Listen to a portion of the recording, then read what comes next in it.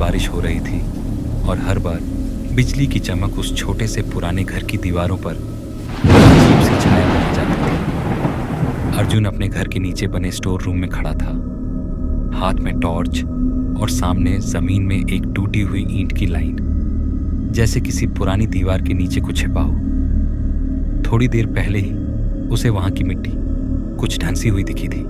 जब उसने हल्के से उसे हटाया तो नीचे एक छोटा सा छेद नजर आया और उस छेद से एक ठंडी बदबूदार हवा निकल रही थी, जैसे किसी बहुत पुराने कमरे की सांसें हों। वो झुका, टॉर्च की रोशनी अंदर डाली और देखा कि वो सुरंग जैसी जगह थी जो उसके घर के फर्श के नीचे जाने की बजाय नीचे की ओर मुड़ती चली गई थी।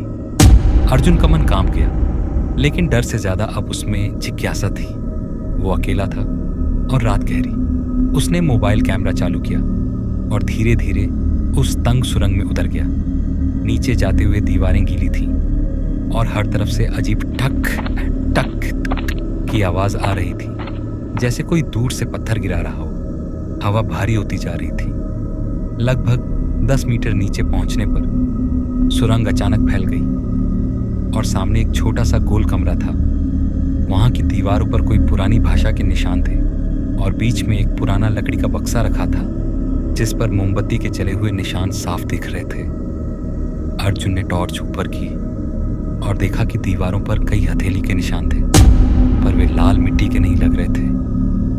वो कुछ और था। कमरे में जैसे कोई सांस ले रहा हो।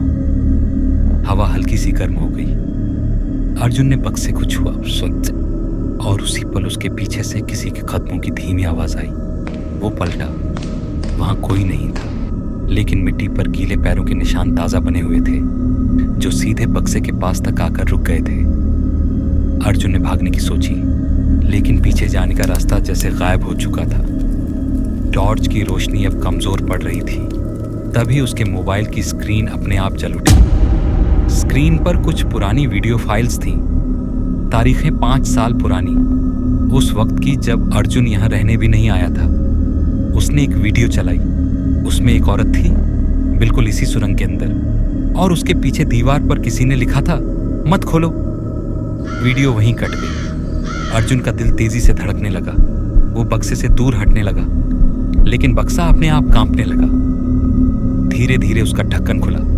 अंदर कुछ नहीं था, बस एक छोटा सा दर्पण रखा था और उस दर्पण में अर्जुन का चेहरा नहीं दिख रहा था, बल्कि वही औरत जो वीडियो में थी अब उसे सीधा देख रही थी। अर्जुन चीख नहीं सका। मोबाइल गिरा, टॉर्च बुझ गई और सुरंग फिर शांत हो गई, जैसे कुछ हुआ ही न हो। सुबह जब पड़ोसी ने अर्जुन का दरवाजा खटखटाया तो घर बिल्कुल वैसा ही था, सिवाय एक चीज के, स्टोर रूम की जमीन फिर से ईंटों से ढकी हुई थी और उस पर मिट्टी ताजा लगाई गई थी। किसी को नहीं पता चला अर्जुन कहाँ गया, लेकिन 3 हफ्ते बाद उसी घर के नए किराएदार ने बताया कि रात में जमीन के नीचे से किसी के फुसफुसाने की आवाज आती है, जैसे कोई बार बार कह रहा हो, वो अब भी नीचे ही है,